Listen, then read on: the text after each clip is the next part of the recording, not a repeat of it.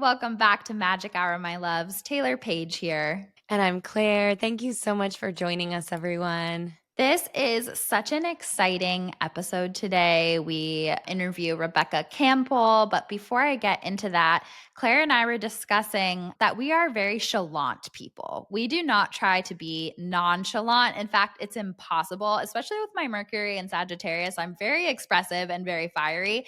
And you know what? I love being chalant because it makes life really fun. And so, Claire, will you tell the audience what we're very chalant about today? I sure will. I know I'm an Aquarius, and one of the attributes of Aquarius energy is aloofness. And I always joke that no one has ever described me as aloof a day in my life or nonchalant. It's because you're a Leo rising, and Leo is the exact opposite energy of Aquarius. It's like fiery and passionate, and that's how you show up in the world. I know I definitely identify way more with Leo energy for sure. I see that with you too. I forget you're an Aquarius all the time because I see the Leo and the Pisces in you so much. But the Aquarius, you are very much plugged into like service and humanity and the bigger picture for humanity and intuition and marching to the beat of your own drum and living by a code that feels authentic to you. So I see the Aquarius as well, but I think the way you show up is just so Leo.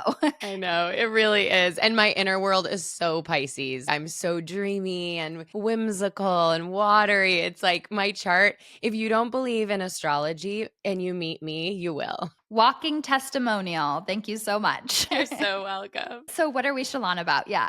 Yeah, I'm over here being chalant about my new mug I got for my birthday. Check it out, you guys. If you're watching the video, you can see we got a little Magic Hour mug from Taylor's aunt, Carol Lotz, who was our guest on episode 4, I believe. Yep, episode 104, which is basically maintaining spiritual connection through times of grief and disappointment and sitting with what you don't want to be true and still staying in connection to trust and faith. And my aunt is just amazing. I talk about her, I feel like every episode. She's the first person I ever interviewed for the podcast, and she's a non-denominational reverend at a trauma hospital, helping sit with people in the worst, most chaotic moments of their lives and helping them find God through that. And she is in the process of writing a book. So I'll probably bring her on in season 2 because some of the stories that she has are incredible. I've read some of them. I can't wait to share that. I can't wait for that. Yeah, she is such a light on this earth and has been such a beautiful support of Magic Hour this whole time. So I was so excited when I got my mug and I needed to show everyone, and I'll be sipping on it all episodes. So just know it's here with me. I love that. So, this conversation with Rebecca was so powerful and so magical. Like, I just couldn't be more excited to share it with you guys. And in the intro, I wanted to address a couple of terms that Rebecca and I speak about throughout the interview that we never really defined while we were talking. So, the first is inspired writing, which is very similar to inspired speaking. And so, inspired writing is basically when you feel this current of inspiration and flow and excitement. When you're doing inspired anything, there's a current of urgency. There's an undertone of urgency. Like, I have to write this right now, or I have to say this right now. And for me, when I'm inspired speaking, my voice gets a little bit stronger, my volume goes up, and it's like something is behind me pushing me. So I think inspired writing is this sense of, I just have to write this down, and this urgency and this feeling of flow and this feeling like it's something bigger than you. And so the next evolution of that is channeling. So if you were speaking and channeling, you would be almost in this trance like blended space where you let your consciousness step aside and let the spirit person or communicator speak through you. And so automatic writing, which we talk about in this interview, is basically synonymous with channeled writing, where you kind of step to the side and let your guides write through you. And so while you're practicing this, it might go in and out a little bit. You might be like, what's mine? What's theirs? It's a practice just like anything. When you're beginning in mediumship development, there's a lot of that too. Like, what's my mind making things up? What's actually spirit speaking through me? So you might find that you start using new vocabulary words that you never used. You might find that your handwriting handwriting begins to change.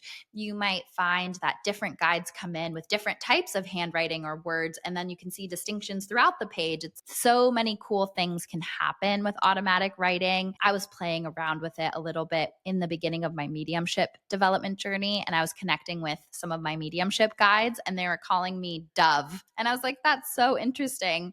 And then this is just a little side note, but when that was happening, Ari and I went to the Magic Castle. I don't think I've ever told this story on the pod. And Ari like loves magicians. And I think it's just the cutest thing in the world. Like he loves magic shows. He loves magicians. Like he had a company party to celebrate getting on the Inc. 5000 and he hired a magician. He's like, what should we do? I was like, hire a magician. So all of these like business people at their tables and a magician was just like giving this amazing show. Shout out to Adam Wiley. And his wife actually knew of me and my work and was spiritual. So that was kind of a funny full circle moment. But anyway, so my husband loves magicians and I love that. So I took him to the Magic Castle for one of his birthdays, which for those of you that don't know what that is, it's this like exclusive magic club in Los Angeles where you have to know someone. And my dad knew someone who was a member. So that person got us in.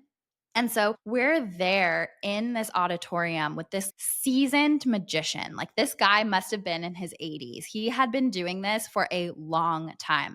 And part of his routine was pulling doves out of his jacket and like flying with doves.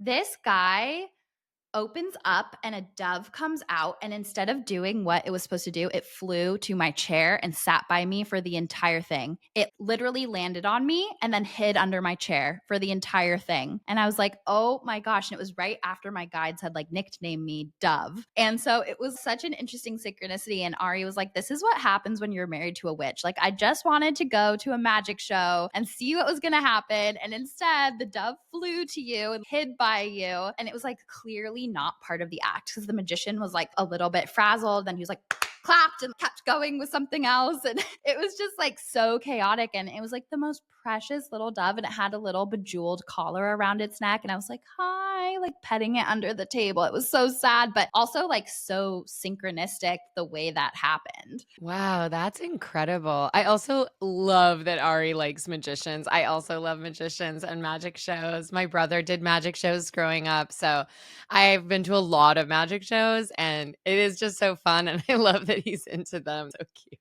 I know. And the company party magician was honestly a top 5 hilarious moment. Like all of these people who are not too cool, but I just feel like magicians force you into this place of whimsy where you have to be like, wow. And I live in that place. I mean, like we started this episode, like we are very chalant. I love being chalant. I love being surprised. I love being wowed. And so this magician had this crazy trick where it's like, doing math and pulling out dollar bills and looking at the last digits. And then that matched a card that he put under someone's chair before it started. I don't know how he did half of the stuff that he did, but it was like the most amazing thing. And it made us all so happy. And now it's like this epic memory because the night before the party, which clearly I had a hand in planning if there was a magician there, the night before the party, he's like, are we crazy for having a magician at our party? And I was like, no, it's fun and everyone will love it. And it ended up being so epic. That is amazing. I love that so much. But going back to the channeled writing too, because I wanted to touch on that. I've never done the automatic writing. I've never experienced that, but I want to try and like step more fully into that. But I do feel like I have had experiences with inspired writing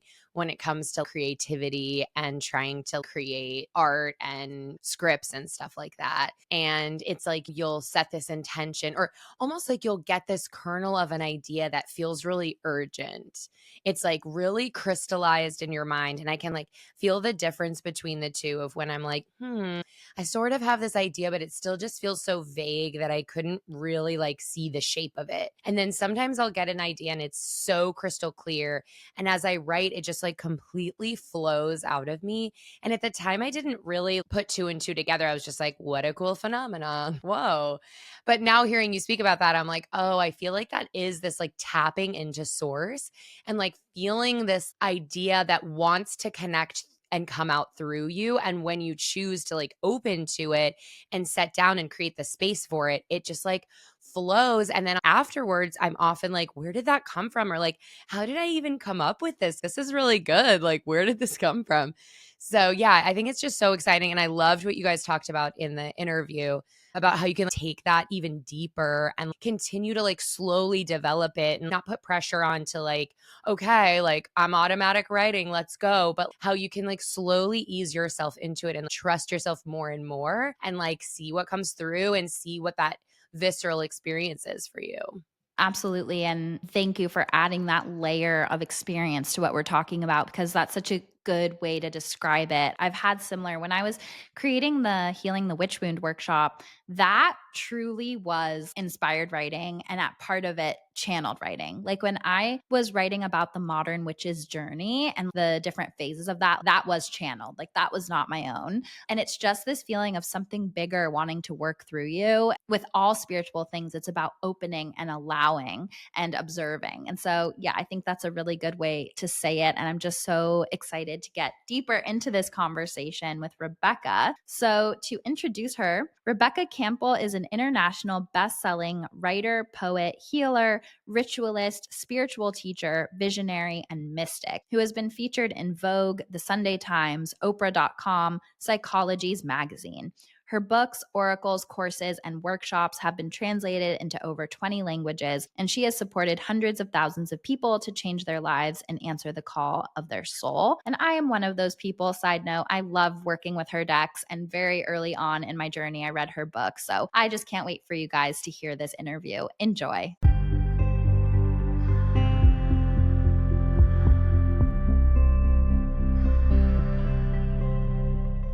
Rebecca, welcome to Magic Hour. I'm so excited to have you here today. Thank you so much for being here. Thanks for having me, Taylor. Yes. So we always start the podcast with two questions. The first is, what is your big three, your sun, moon, and rising? Oh, my sun is Virgo, moon is Aries, and rising Scorpio. Ooh, I love that. Interesting. Yeah, I definitely see the Scorpio rising and how you're moving through the world as a mystic and a healer. I love that. And then the second question is, how does your intuition speak to you? It does vary. When I write, it is clairaudient, so hearing, like whispers, but it's like word after word. But I do my best writing when I'm walking. And I don't know if that's because it's like a feeling like clairsentience or if it's just being in that rhythm helps me. It was like every step is a different word. So that tends to be it. Yeah. That's so interesting. So, do you do automatic writing as well? I do. Yeah. Could you just break down for our listeners what that looks like for you? Because you're one of the few guests that we've had that's a best-selling author that specifically connects with your intuition through that process. So I'm just so interested in hearing your perspective on that. Well, I do automatic writing. I journal every day, and sometimes that automatic writing comes in. In earlier stages of my journey, I sat down to try and do it, but I don't tend to sit down to do it specifically, but I can feel when my guides want to come through, and then I'll say yes and it will come in. When I'm doing what I was talking about before, that tends to be, it's not written like automatic writing, but I guess automatic writing can be typing it out as well. I've just always seen it like as in I'm writing, and because often what happens when you're doing automatic writing is you literally are channeling, and so if you were speaking, your voice would slightly change, so it's different from inspired writing, right?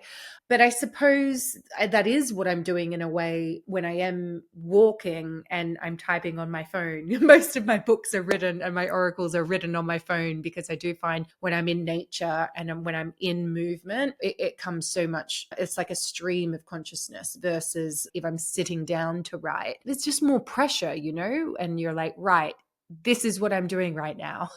I find inspiration comes. I mean, I'm a busy mum now, so I try and get clear of when I want to write. Whereas previously, when I haven't had kids, it's come in the middle of the night. So I don't want that to happen right now because I'm not getting enough sleep. But yeah, I do find that I'll sense the connection to guides and say yes, and then boom, it comes in. And so what that looks like for me at the moment is I've got my phone and I'm writing just literally on Apple Notes. I love that. And that's very automatic writing in the 21st century. I think Apple Notes is totally fine. And I think as society and technology evolves, our divining practices evolve with it. So I think that's totally aligned. And the Aries moon makes a lot of sense to me that you get your downloads while you're in motion, because the moon is so our connection to our intuition and our inner world. And the Aries moon needs to go, go, go, baby. It cannot sit still. So that just makes a lot of sense to me. I'm just so fascinated because you've written, I believe, 9 books. Is that right? Yeah, with oracles. So as in I've written 4 books and I've got another oracle coming later in the year. So it'll be 10 then. Wow, amazing. And so you kind of spoke to this idea of you have this feeling like clairsentience that your guides are like, we have stuff we want to channel through you. And then you say yes to the invitation, and then you get in flow with them through being in motion. And it's so interesting how the combination of your big 3 with the Virgo ruled by Mercury as the writer, the Aries moon keeping it in motion, the Scorpio being the mystic. It's cool unraveling how that is manifesting so authentically for you. And so I'm just curious, have there been in moments as a creator where, and I see this all the time, where we want to force the idea, we want to force the expansion, we want to be in that feeling of flow with the idea that wants to come through us next, but it might not be the right time. And so have there ever been times where you're like, ugh, my ego is so ready for this next project or this next thing I want to bring in, but it just isn't flowing yet? And if so, how do you navigate those times? That's so interesting. My challenge has been more the opposite, as in I've resisted it. That's been my story mainly. It's all logged back here and I'm like, oh, okay, go. So that was particularly at the beginning, that was like so my thing. I think the thing that I'm thinking of with what you just said was with my latest book, which is this book here, Your Soul Had a Dream, Your Life Is It. I was contracted for this book to come out in, oh gosh, I think it was like 2020 it was meant to come out. And I had a working title called The Initiation. And then it turned into Returning. And the name kept on changing as I was changing. And so I guess in a way with my publisher, they were like, you've got a book due, but it was clear that it was still forming. And because how I normally work is I'm normally quite clear of what I'm creating, except for with this book. All the other creations have been very clear in what they're going to be, but I don't really know what the outline is. I'll always do, like my Virgo will always do an outline. I'll always try and anchor and ground it in, but the way it comes through is always very different. And there's lots of weaving, as in what was written last ends up first. And yeah, so it's almost like a tapestry pulling it together. So that's always been my process there. Whereas with this book, it really was revealing itself as it was happening. So I was literally writing it as it was happening, and I was channeling it, but I was also channeling it for myself, if that makes sense. Whereas my other books, what I have done is I'll always write it to a version of myself, but it tends to be like me when I was 14 or me a year ago. And when I say me, I mean, because we're all connected, you know, like if something, I find that if we just write to teach someone something, it doesn't touch someone's heart as much as when you write it to a person. And I find it easier to write it to a version of myself or a friend or someone I know, so I can like properly picture them rather than it just being like a reader. You know what I mean? Yes. And I feel that so much. We are all one. And like at the end of every podcast episode, I always do this section called Sitting with Spirit, where I give messages for the collective. And like 9 times out of 10, it will be something I either just told a client in a session or something I'm going through personally, because it's so true. It just grounds it back into our humanity instead of just some esoteric concept floating above in the sky that isn't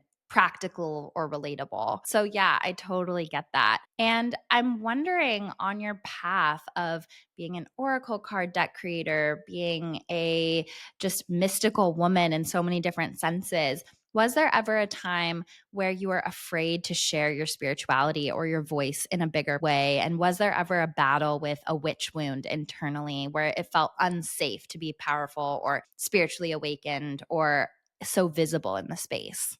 Oh my gosh, absolutely. Yeah, I received a vision when I was a teenager of my path, and I just had no idea how to say yes to it and all of that. And I'd be like, oh, I just don't know what the next step is. It doesn't make logical sense or whatever. But really, it was the fear of going into the unknown, fear of sharing my voice. Like the voice thing and the visibility piece was so huge, particularly at the beginning. It still is as you kind of continue on. It just, you're asked to step more fully into it. But I could not even imagine how I would be able to step onto a stage or let alone sing. Like I actually have songs now. Like I'm so surprised by that. It really surprises me.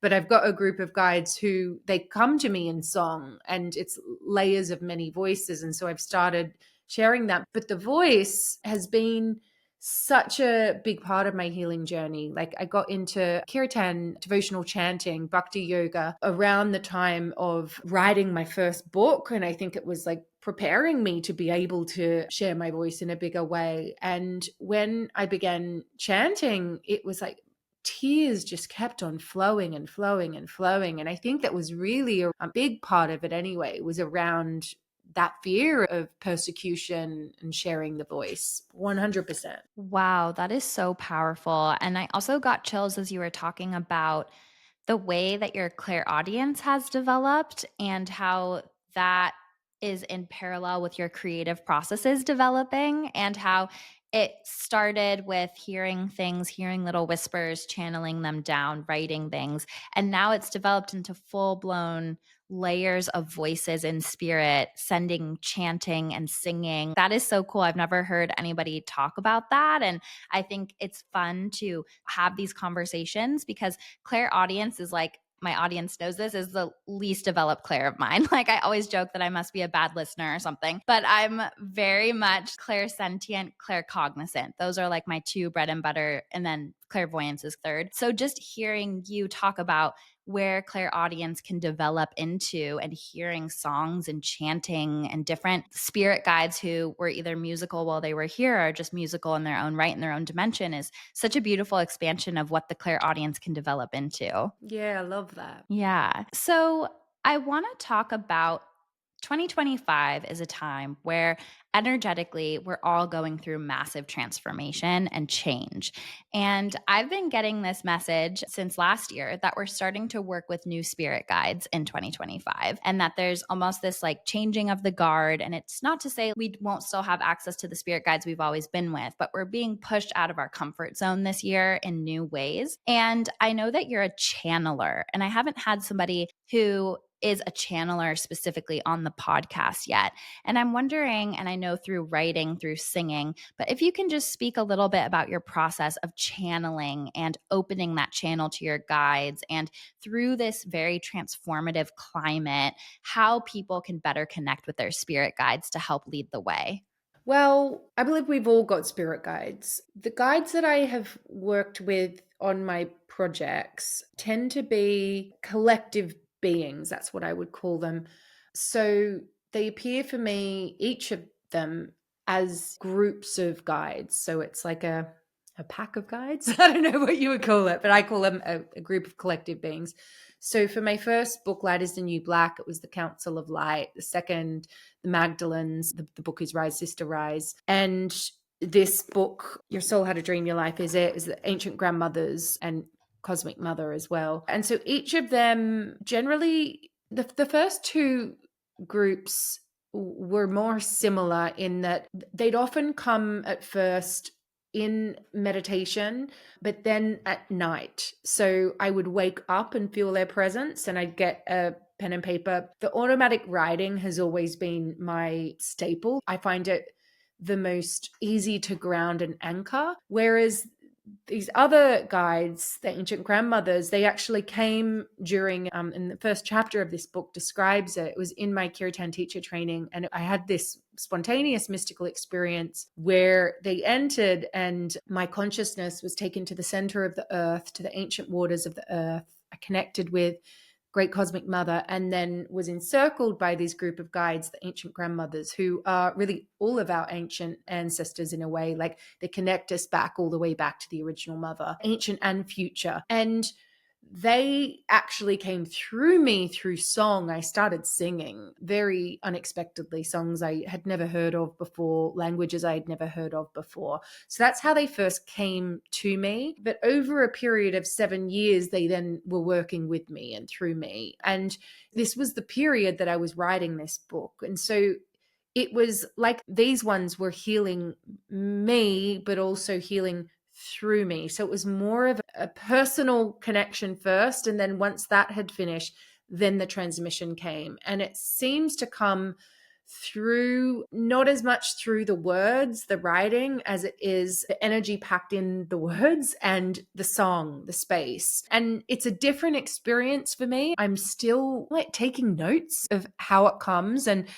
I just am hearing over and over again, I need to use sound. I need to use sound for them to come in. And I've really noticed, obviously, over that period as well, that covered the COVID period. I also had 2 babies, so I wasn't traveling to events as much, but I've begun doing that again. And I've noticed that they really enter through the power of sound and the spaces in between sound as well. So I'm very curious about that. And yeah, I plan to explore it a little more. That's so powerful. And it kind of reminds me of my own experience I've had when I was in deep meditation. I actually have it documented on an earlier episode of Magic Hour, where in the Sitting with Spirit, I believe I might have connected with those grandmothers or a very similar circle of guides. And they were basically only singing and chanting, and they weren't speaking. And like they're singing and chanting, it was like breathy and it was powerful, and it was almost like the song of the earth and the song of creation. It was basically like this call to the witches to wake up and remember their power and reconnect with them. So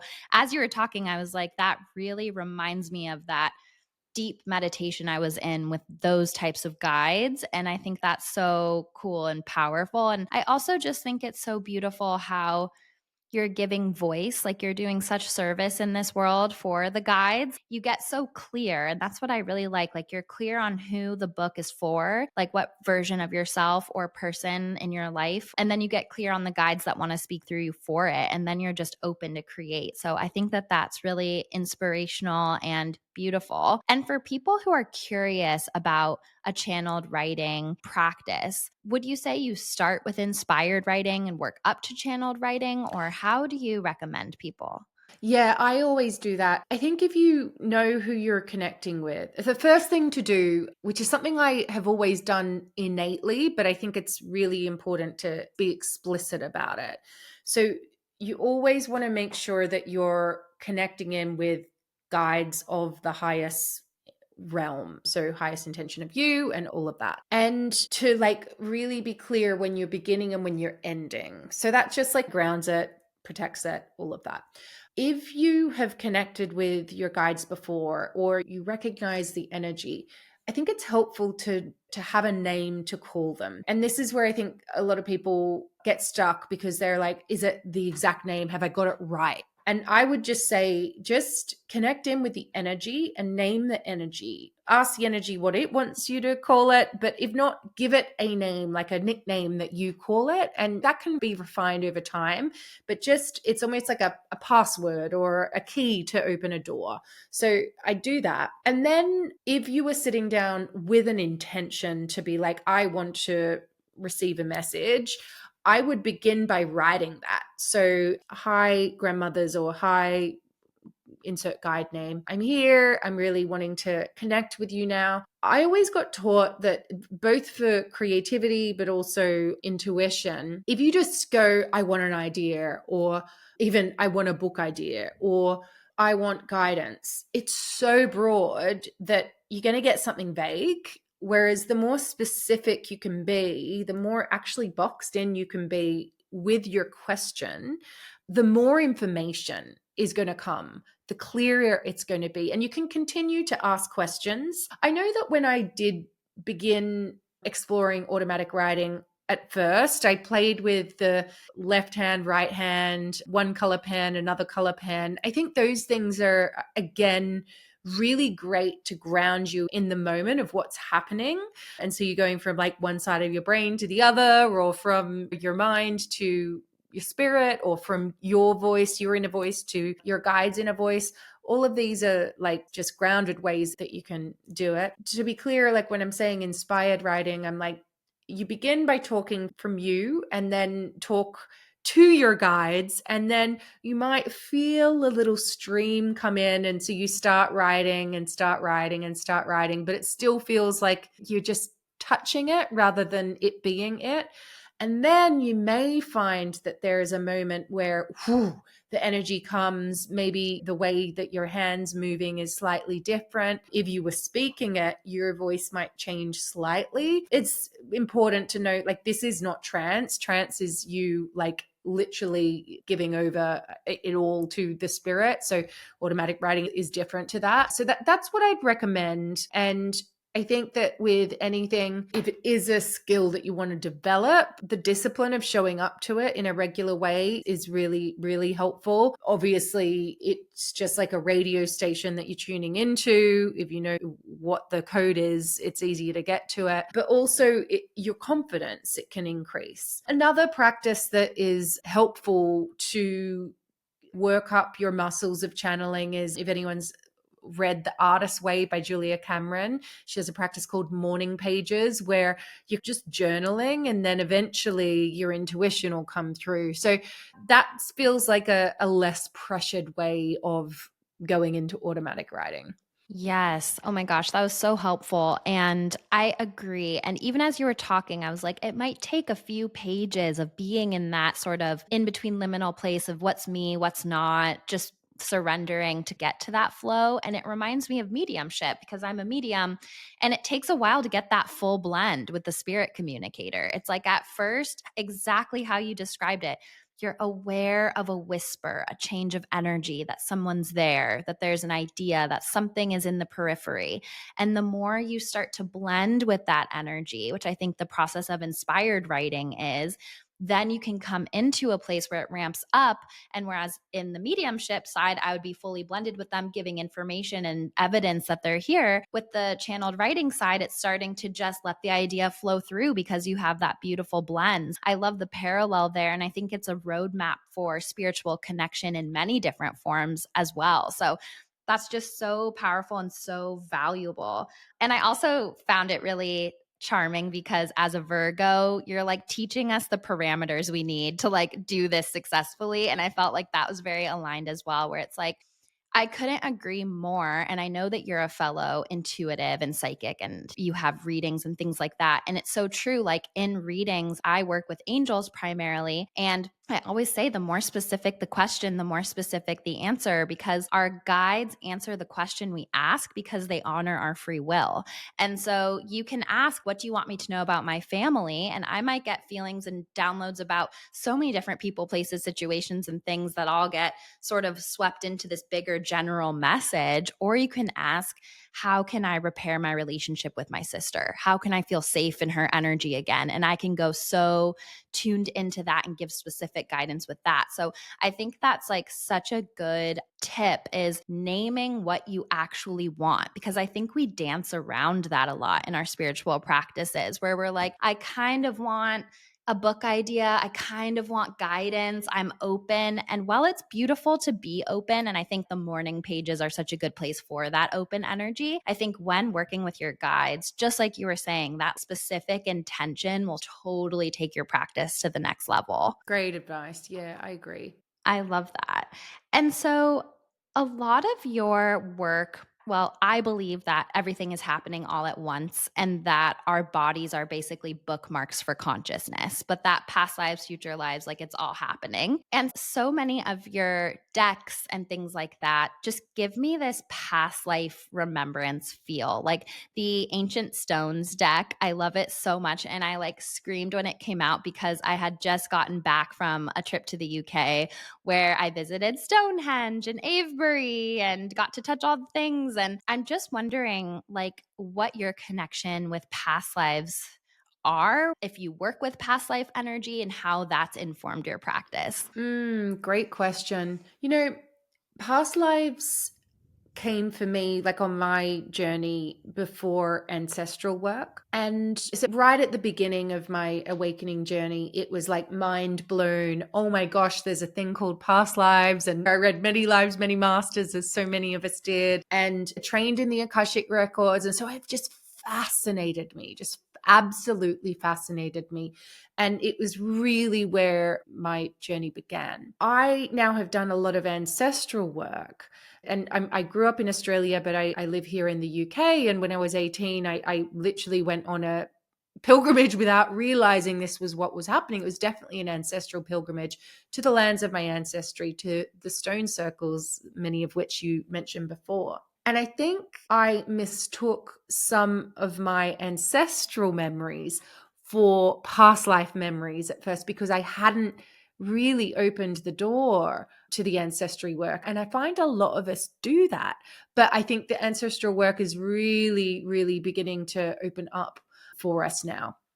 Past lives, I just find absolutely fascinating. What happens in between lives? Oh my gosh. And I've had several experiences where I've like literally remembered that. And in my Kundalini awakening, which was around like 2011, I had a lot of memories like flashback to me, like very spontaneously.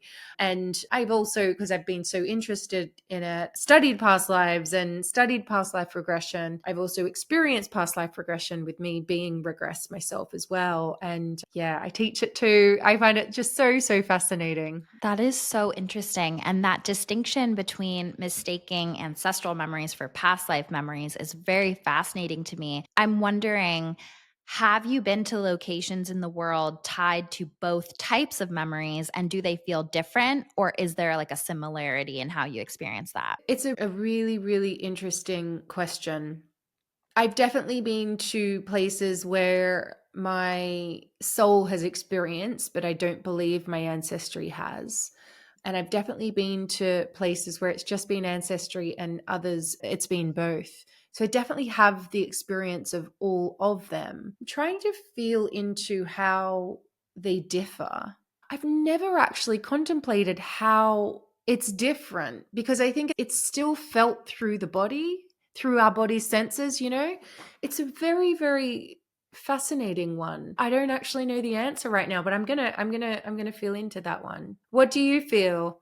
As I feel into it, I think our consciousness is led to a place or a situation or a memory for a reason. And I think that both types of memories, whether they're ancestral or past life, I feel like our guides put them into our consciousness for a reason, and there might be ties between them because oftentimes souls incarnate into families or situations or circumstances based off of what happened in a past life. I think that maybe going to the places of the ancestry might be felt more in the heart chakra because that's when I'm connecting mediumship wise, where I feel our ancestors is like in the heart and the solar plexus. Whereas maybe the crown chakra and right above the crown chakra lights up when it's like a soul connection. And just as you're talking, I think a lot of our ancestors lived through really difficult things. And there might be just these sort of unexplained epigenetic links to like, why do I feel scarcity consciousness? Why do I feel fear? Why do I feel pain? And going back to those lands or those places and unlocking them, reclaiming them, exploring them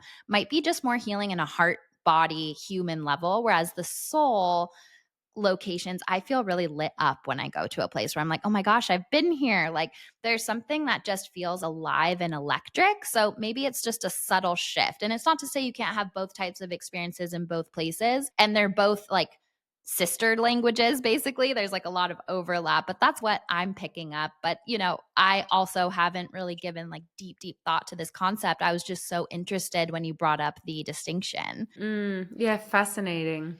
Yeah, so interesting. And so I'm wondering for our listeners, like I was saying, this seems like a time where it's such a transformative liminal in between time for so many people. And I'm wondering how you navigate those types of times where there's more question marks than answers, where there's more kind of need for patience and faith to get to the other side. What do you recommend people to do to be spiritually connected through those times, and just anything that you find valuable for that?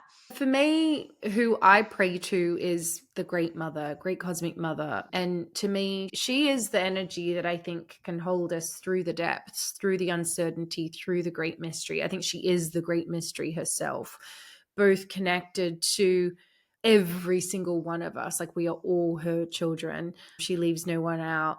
She is of the earth, of the bones, of the flesh, but also of the cosmos itself. And so for me, that's who I call upon, who I connect to, who I pray to. What I find right now is that it's just because there's just so much division, there's so much tragedy happening all over the world right now. And it is so easy to feel overwhelmed by it all. And when I've been praying to her about it all, what I keep hearing is we each hold a thread for the healing of humanity. Don't underestimate the one you're holding. And it's just been over and over again. I'm just getting the same thing over and over again, literally for the past 2 years. And to me, how I make sense of that is we've been taught to be like in this hyper individualized way of living where it's like, I need to do that. What do I need to do? Whereas if we remember that we are part of nature, part of the cosmos, part of that same intelligence that tells the flowers when to open and close, the seasons when to come and go, there is some intelligence to it all.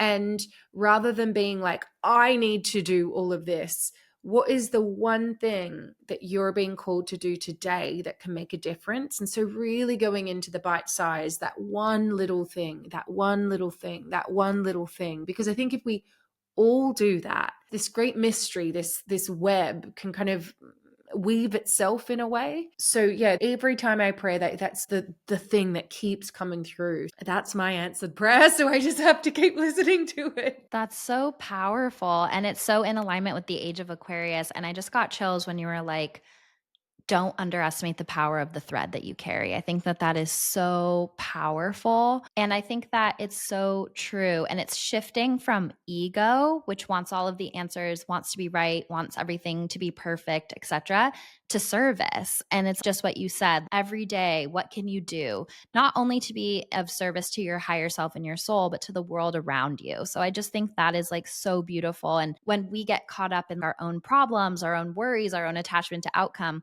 if we can shift to service, whether it's through our gifts, whether it's through our creativity, whether it's through showing up for community, I think that's so beautiful. And it's interesting because I had a little download come in about the idea of ancestral versus soul memories. And basically, the message I got, and knowing is my main color, so it just comes in like a little flash, is it's basically the same thing as when you dream from the first person versus the third. So when you're omniscient, you're like seeing it from above. And that's like the ancestral memories where you're like watching things play out, learning from them, but it's still a part of your psyche because it's a dream.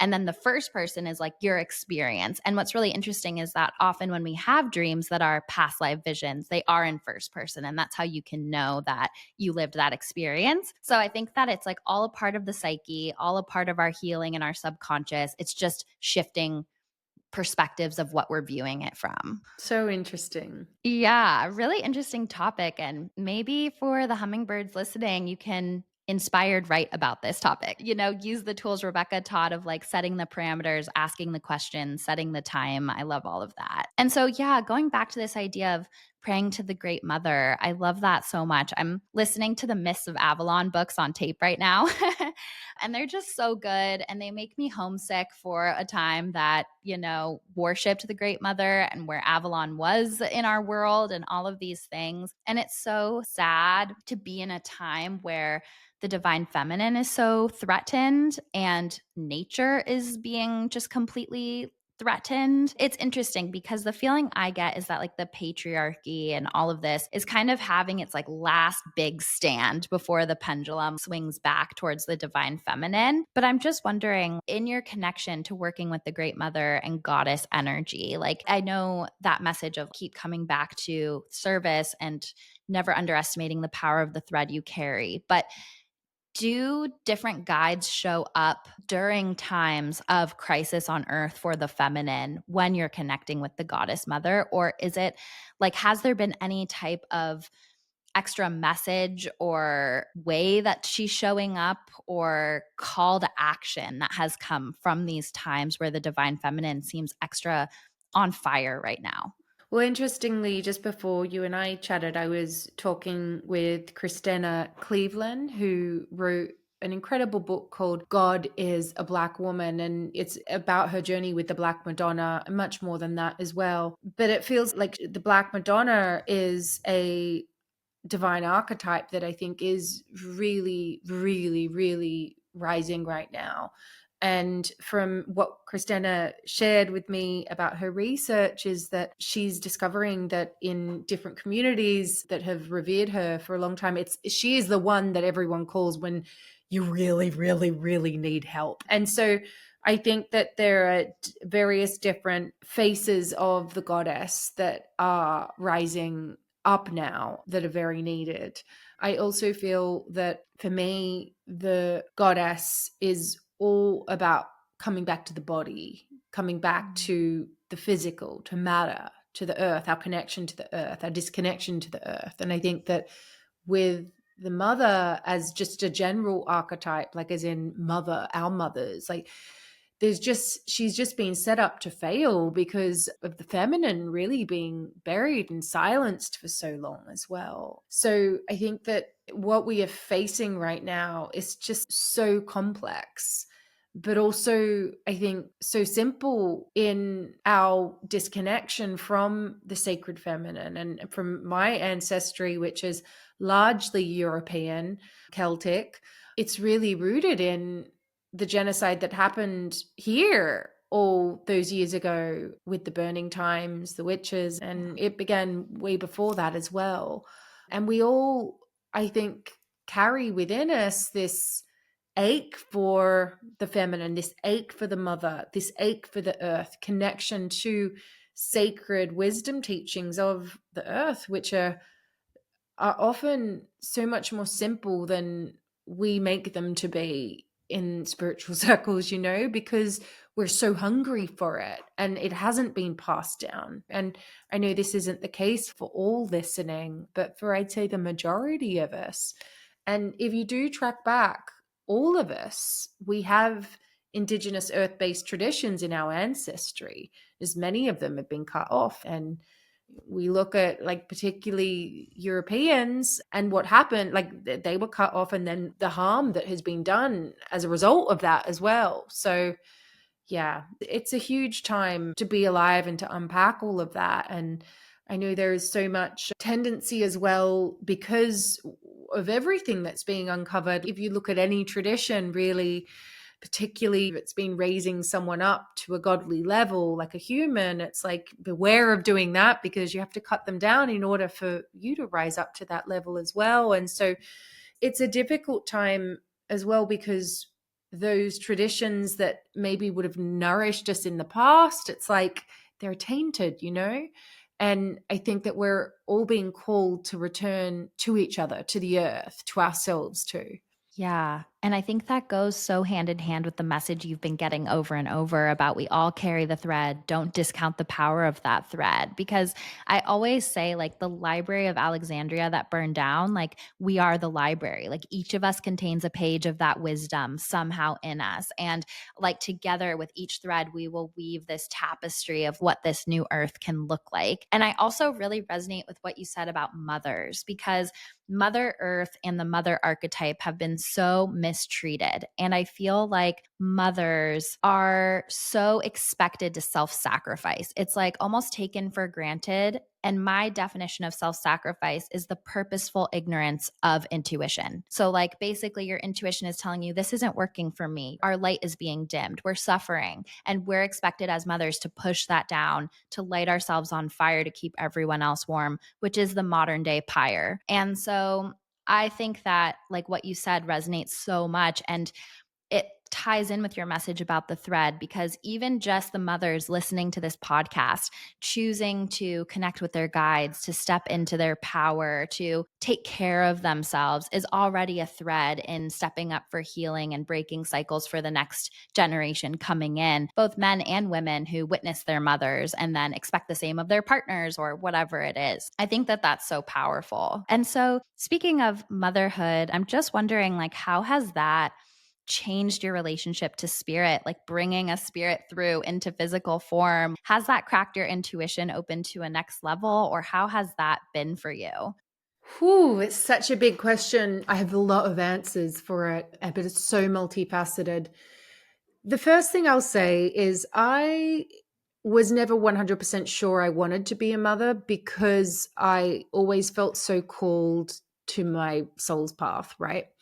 And I think when I look back, I could tell how big the transformation was going to be. And I think that's the case for everyone. But I think particularly for me and my ancestry, it was a big thing. And it's to do with my soul too. But yeah. So I was not entirely sure about it. I knew that I'm very highly sensitive. I know I need space and time on my own in order to do the work I came here to do.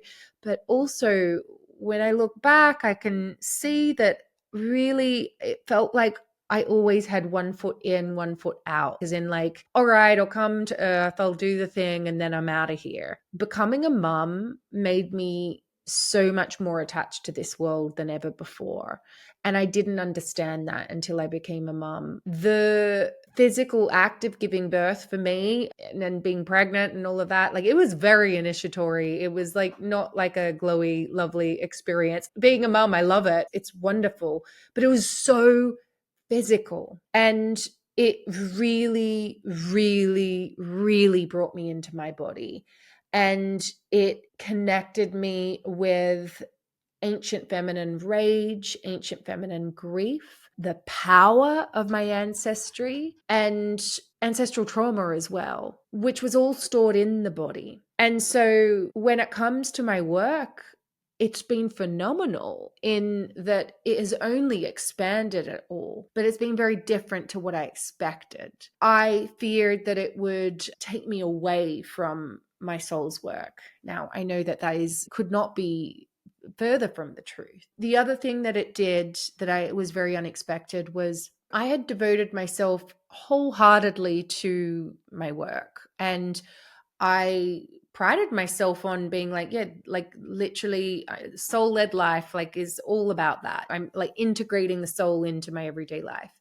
When I became a mum, I realized how compartmentalized my life was. I still was like, I'm going to go and do spiritual practice, and then I'm going to go back into my life. Like, I'm going to go be spiritual. And then it was more boxed. When I became a mum, all of a sudden, this discipline that I had, I've never had an issue with discipline. I love showing up with consistency.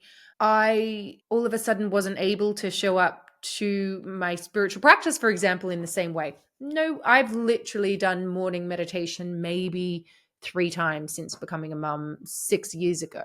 I get woken up by a little baby, but like, that's beautiful as well as annoying some days. But what it's done is really invited me to be like, how can I properly weave the sacred into my everyday life? How can I create an altar with my son, for example, rather than be like, oh, I got to keep him busy so I can go off and do my thing now. I began studying herbalism, for example, and that's the thing that my son and I started doing together. And interestingly, that connected me even more with the spirits of the land, the spirits of my ancestry. And it's actually a thing that my son and I do. We talk to the spirits of the flowers, we forage, I'll prepare various different rituals and teas and things like that. So it's way more woven in now.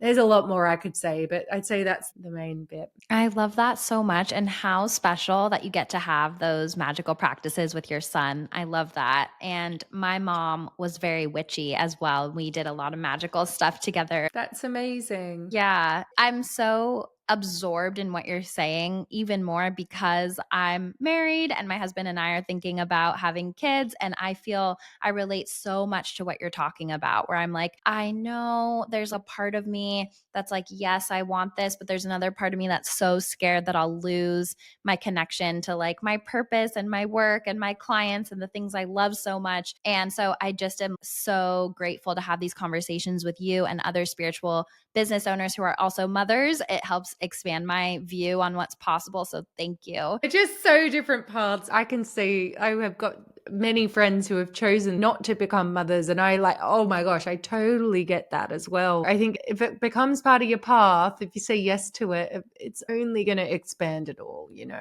And choosing not to become a mother, if that's from a place of authenticity and healing and what feels right to your heart, is also extremely healing when it comes to ancestral healing and work. Because in the past, it's like we didn't get as much agency with who we co created a bloodline with. We didn't have as much agency in finding our worthiness outside of our motherhood journey and creating workers for capitalism. It's like getting to actually choose and have agency is such a valid path and so healing as well. It's all about what feels right to your heart.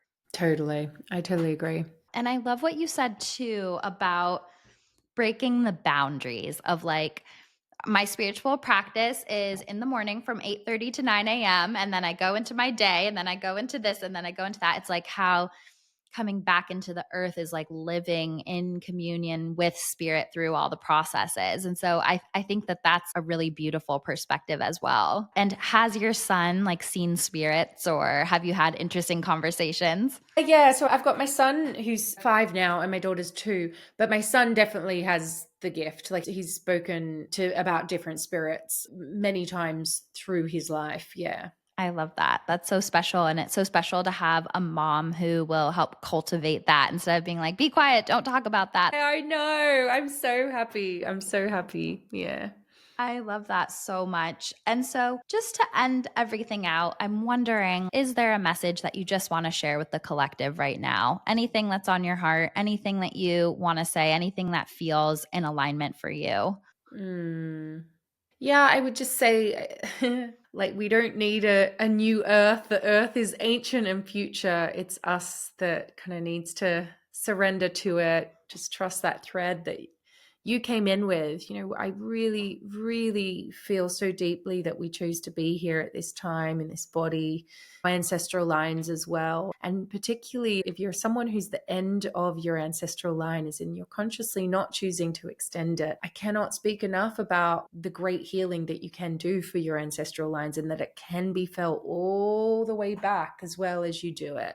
So, no matter what your path is, whether you're part of healing it all the way forward and back, or you're sending it all the way back, if you do send that healing back, you can claim the gifts of your ancestry as well. So the ancestral work doesn't all have to be the difficult processing. Once we do give ourselves the gift of clearing and feeling and all of that, then we can claim those gifts too.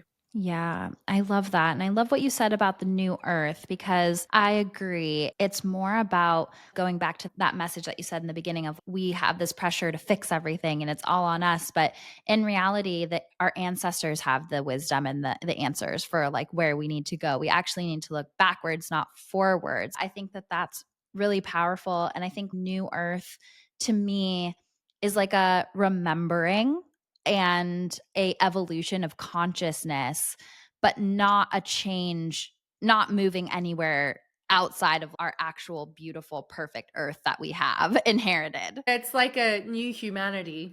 Yeah, new humanity is actually such a better way of saying it because new earth is what people say. And I understand what they mean when they're saying that. But new humanity is like true. Like the earth is wise. Earth is awesome. Yeah, the earth is awesome. The earth is going to keep going on whether we're here or not. And like we have that wisdom connected to the earth, that like beautiful thread that connects us back to nature. And so it's really our consciousness. And I think everything is designed for our consciousness to be disembodied. So I really love like we're on our screens, we're over caffeinated. We don't listen to the whispers of our body. It literally has to turn into a scream until we get our attention. And so I also loved what you said about the motherhood journey really grounding and tethering you back to the earth. I think that that's like a really beautiful thread and just very inspiring to me to hear in this like specific moment that I'm in and deciding to become a mother or not. So thank you for that. Oh, pleasure.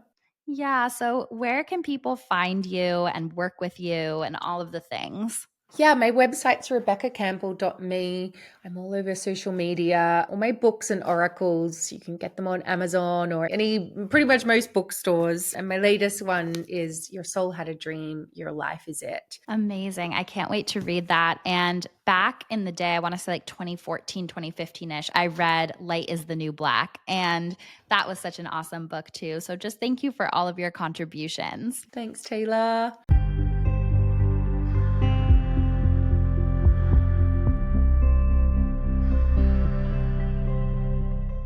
Welcome back to Sitting with Spirit, my loves, the part of the podcast where we sit with spirit, with our angels, our guides, our loved ones, and I give the messages for the collective.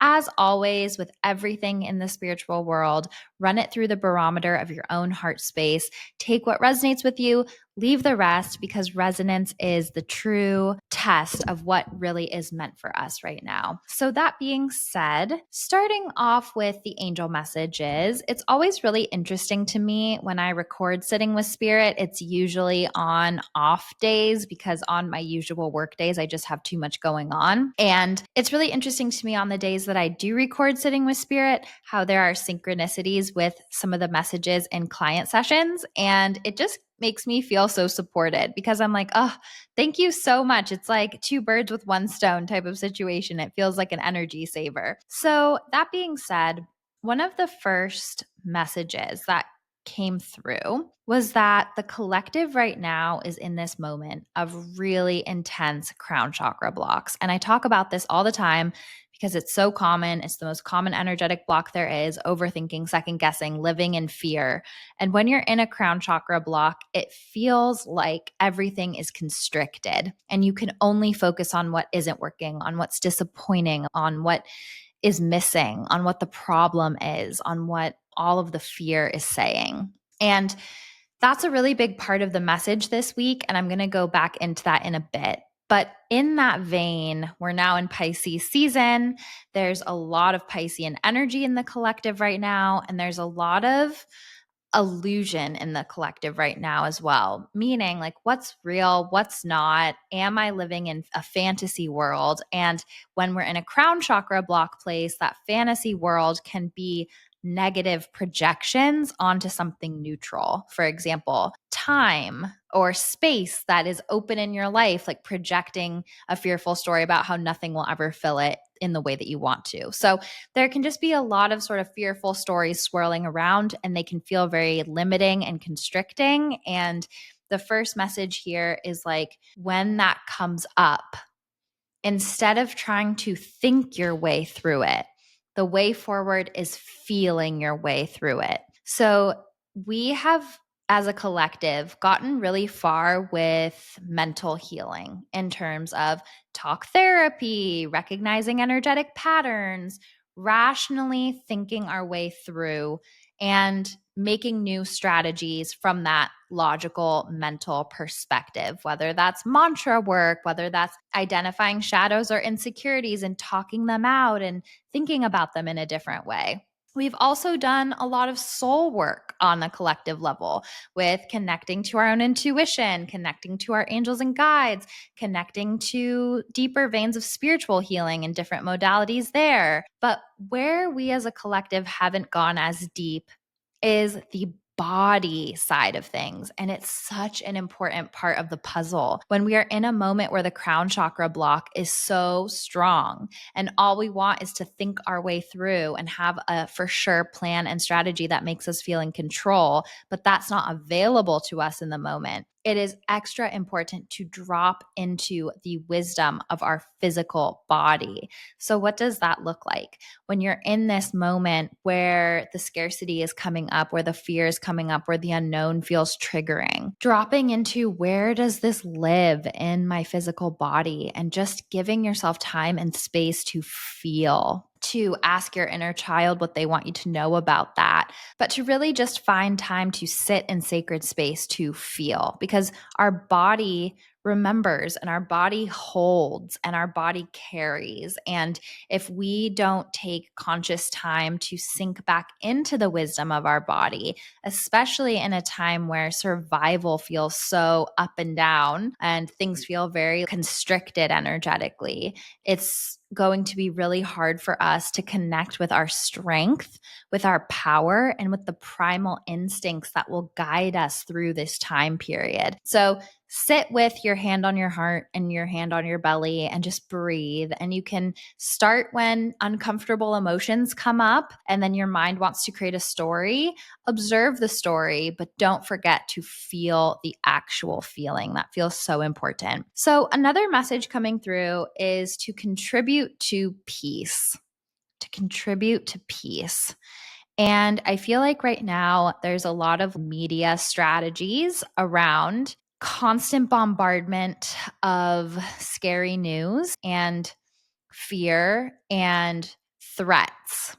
And I feel like those of us in the spiritual world, it's an unprecedented time as a spiritual content creator in terms of having a platform online, living through really scary times. And finding our voice in these times is what's actually helpful for the collective. And I think we always have to remember to shift from ego to service. And that's how we know we're truly in alignment with our angels, ancestors, and guides. It's not about, are my predictions going to be right? How many views am I getting, etc. It's really about, how can I help the world for the highest good, for them, not for me. And I think that this is part of the contribute to the peace message, is that in this moment where political strategies, news strategies want us so scared and inundated and threatened, I don't know if it's helpful for us to contribute to that energy, meaning creating videos based on scary predictions that your guides are saying are going to happen, or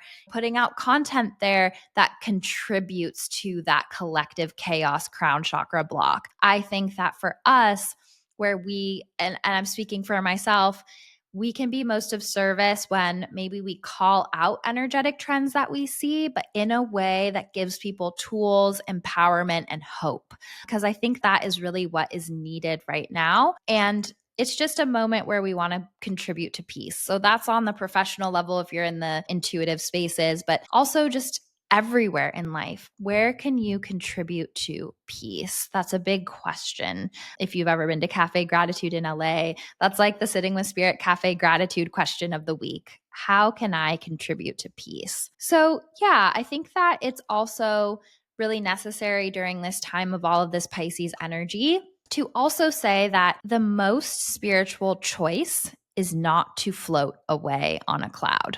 The most spiritual space is to stay spiritual, stay in your heart, stay in your power, stay in your service right here.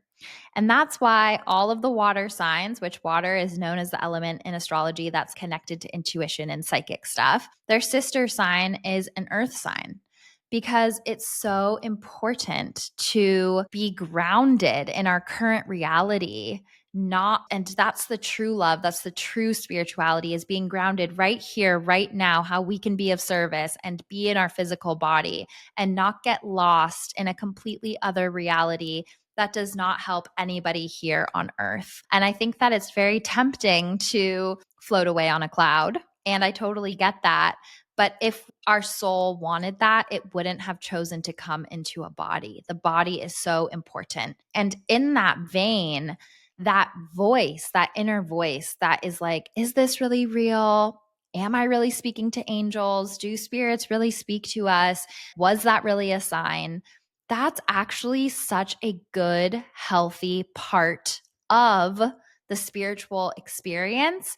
And it's a strong mental cord back to groundedness and embodiment. And that's that earth sign energy. If you have that voice that's like cynical and critical and a skeptic about spiritual work, that's actually a good thing as long as you don't over identify with it. I have that same voice, and it's the sign that you are grounded enough in physical reality to have the right mental conditions to go deeper into the spiritual world because you're so tethered. So if that voice is coming up for you, know it's a good thing, but just not to over identify with it, but it serves a spiritual function. And so, right now, with all of this Piscean energy, there is this feeling of what's real, what's not. Intuition is really heightened. Our dreams are really heightened. The way that our spirit guides are working with us on earth is really heightened. And it's unprecedented times for them in the spirit world, too. They're helping us with new energetic strategies, too. People are coming online to their intuition and trusting that more every day, too. And so, I think right now is really all about finding the balance between the groundedness, the embodiment, the skepticism, and the desire to stay here on earth, and tapping into the spiritual higher realms and getting the guidance from all of our team over there. It's a really interesting time energetically. And I also got this really sweet message that came through because I was in meditation the other day and I was like speaking to my angels. And I was like, angels, you guys are just so kind and gentle in the way that you give your messages. And they're very light. They're not about predicting the future, they're about giving us this light, beautiful guidance to help us create our highest possible timeline. That doesn't mean there won't be evidence. That doesn't mean there won't be things specific to you, but their style of guidance is light. And they were saying that basically there's such an old form of consciousness and we are a newer, younger form of consciousness here in humanity, that it would be as if we were speaking to a child. So how we speak to children and would give them advice is basically how angels feel speaking to us. Like the way that we kind of, I don't want to say sugarcoat things for kids, but the way we try to make it simple and make it positive and make it happy. It's like that's what they're trying to do for us. And I found that funny. It just made me laugh. So that message came through that we're a younger consciousness. And so that's the reason that they're so gentle with us. So going deeper into the angel messages for the week specifically, when I was feeling into that crown chakra block, this feeling of constriction, this feeling of sort of darkness in terms of like, I don't know what's happening or a lot of question marks, they were showing me a rose starting to come into bloom. And the answer here was that you can't force the petals open. True blossoming of consciousness with aha moments, integration, the answers coming in, it requires faith and space and time. And so, similar to how you wouldn't force a rose to like peel it open because it just wouldn't work that way, that's how consciousness feels right now. Like everything might feel a little bit confused, but it will open in its own time and it will blossom and there will be clarity there. So aha moments will come in time. You can't force them. It's coming back to that same spiritual principle of allow, don't force. Allow, don't force. It really applies to literally everything. And with this message, there's also a component of even if there's someone else that you want to see a truth, like this didn't just feel on the individual level. It felt like, my gosh, why can't they just see it? Why can't they understand? And it's like, their consciousness has to bloom open to understanding that or seeing in the same way in their own divine timing. And it's not our business. We can't control that. So, really, really tough lesson sometimes. And I have been there. I saw butterfly coming up as our animal guide this week. So much transformation, remembering your wings, bursting out of the chrysalis, all of those things, like just a very transformative moment. And then as I was tuning into the crown chakra block as well, I was getting this message of having faith in the rainbow, having faith that the rainbow is going to come out at the end of the storm. And rainbow is my sign for like beautiful new chapters, beautiful new beginnings, and especially after a time of like intensity. So faith in the rainbow, faith in the timing, faith in the evolution of consciousness. So I want to go into the mediumship now. I did have a woman coming through in the spirit world, and it was really interesting because even though she felt like she was in her 40s to me, there was something very childlike about her. Like, I feel like other people would have made decisions for her. She never really fully stepped into her power. There was something very much like that with her energy.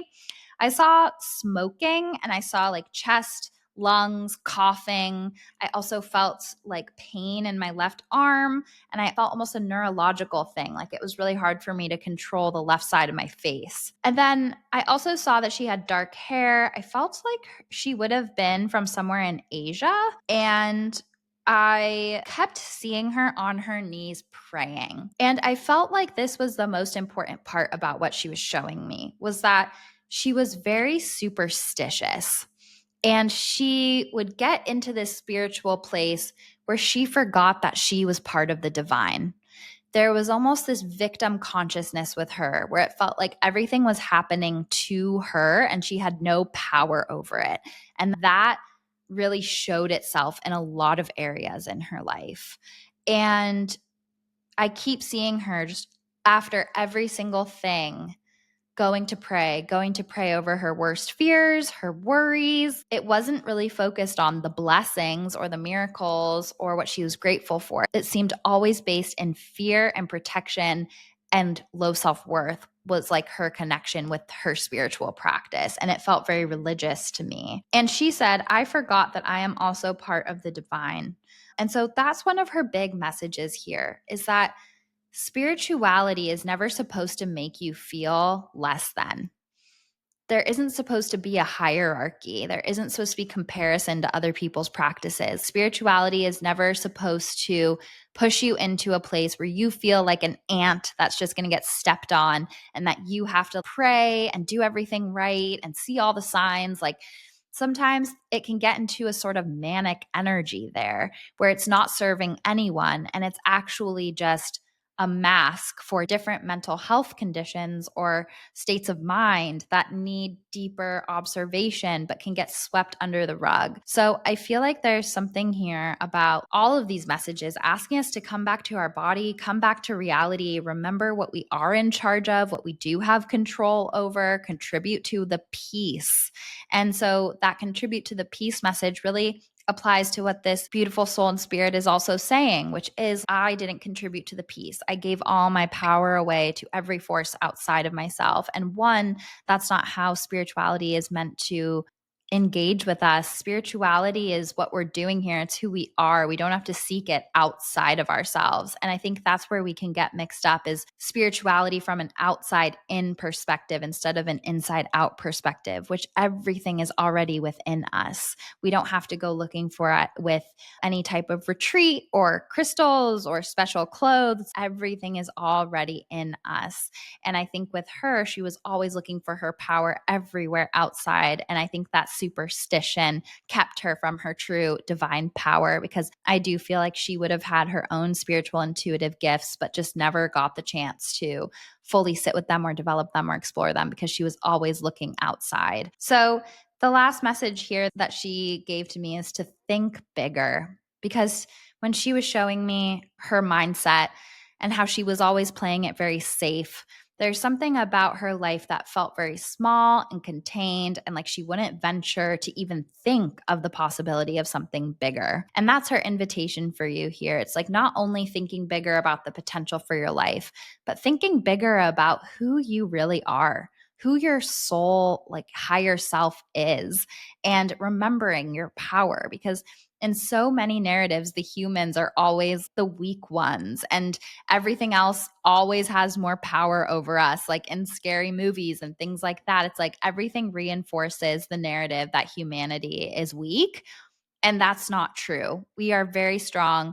We are physical beings on a physical plane. We have more power than we could even recognize, and the spirit world is all love. So that's what I will leave you with this week. I hope that you have a beautiful, beautiful rest of your week, and we'll see you next week.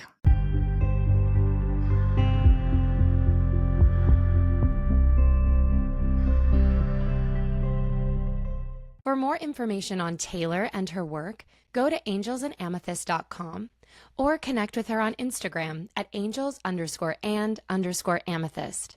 She is the one verified account with this name and will never DM you for a reading. If you have any questions about intuition, spirituality, angels, or anything and everything magical, please email contact@magichourpod.com. We will answer listener questions once a month in our solo episodes. Are you an aligned business owner that would like to advertise to our beautiful hummingbird community? Please email contact@magichourpod.com. Make sure you're subscribing to Magic Hour so you never miss the magic.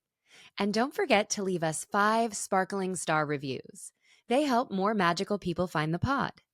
Please screenshot and email your 5-star reviews to contact@magichourpod.com, and we'll send you a free downloadable angelic meditation and enter you to win an angel reading with Taylor Page. If you review on Spotify and Apple Podcasts, we'll add your name twice. And if you share the podcast on your Instagram story and tag us, we'll add your name a 3rd time. The next giveaway will happen when we hit 222 5-star reviews on Apple Podcasts and Spotify. Thank you for listening to Magic Hour with Taylor Page. Remember, you are magic.